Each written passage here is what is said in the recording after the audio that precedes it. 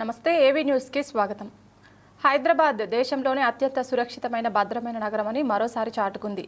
India Pakistan మధ్య అలుముకున్న యుద్ధ వాతావరణంలో శనివారం హైదరాబాద్లో జరిగిన మిస్ వరల్డ్ 2025 ప్రారంభోత్సవ వేడుకలు అత్యంత వైభవంగా ప్రశాంతంగా జరిగాయి.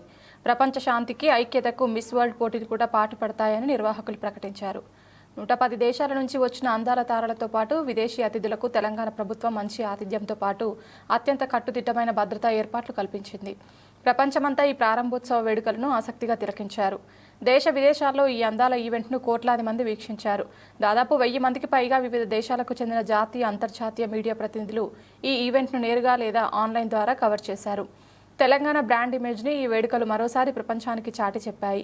ఇక్కడి సంస్కృతి సంప్రదాయాలతో పాటు భౌగోళికంగా, నైసర్గికంగా హైదరాబాద్లో ఉన్న పర్యావరణం విదేశీ అతిథులను అమితంగా ఆకట్టుకుంది. తెలంగాణ సంస్కృతి సంప్రదాయాలకు తోడు పాశ్చాత్య దేశాల కల్చర్ మేళవింపుగా కార్యక్రమం కొనసాగింది.